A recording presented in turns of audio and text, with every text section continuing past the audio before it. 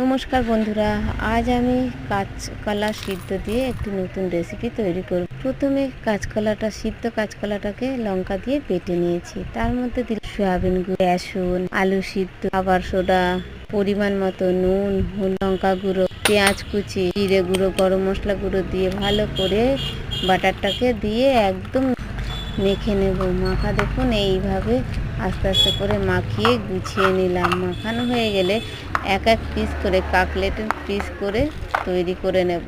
এক এক করে কাটলেটের শেপ তৈরি করে আমি থালাটা ভরে ফেললাম। যতটা সব কিছু ছিল তাই দিয়ে তৈরি করে দেখুন কি সুন্দর রেডি হয়ে গেছে। এবার কড়াইতে তেল দিয়ে দিয়েছিলাম, গরম হয়ে গেছে। তার মধ্যে কাটলেটের পিসগুলো ছেড়ে দিলাম।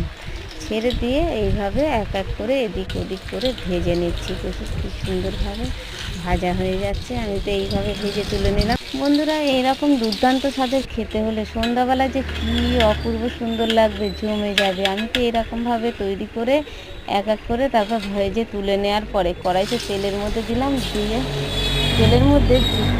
তেলের মধ্যে জিরেটা ফোড়ন দিয়ে তার মধ্যে আমি আবার গরম মশলা, দারচিনি, এলাচ আর গোটা গরম মশলা ভেঙে তেলের মধ্যে দিয়ে দিলাম। জিরেটা ফোড়ন দেওয়ার পরে দিয়ে তার পেঁয়াজ কুচি, রসুন কুচি ঘষে নিয়েছিলাম, রসুন তাই দিয়ে ভালো করে কষিয়ে নিলাম। তার মধ্যে জিরে গুঁড়ো, হলুদ গুঁড়ো ও লঙ্কা গুঁড়ো দিয়ে ভালো করে মশলাটা কষানো হয়ে গেলে তার মধ্যে আমি জল দিয়ে দেবো। একটা কাঁচা লঙ্কা চেরা দিয়ে কষিয়ে নিয়ে জলটা দিয়ে দিলাম।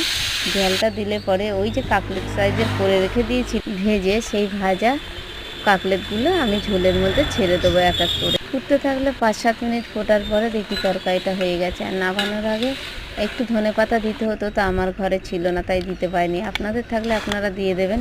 আর খেতে যে কী অসাধারণ হয়েছে। এরকম নতুন নতুন রেসিপি পেতে হলে আমার চ্যানেলকে অবশ্যই সাবস্ক্রাইব করুন। ভালো লাগলে লাইক, শেয়ার, সাবস্ক্রাইব, কমেন্ট করতে ভুলবেন না অবশ্যই।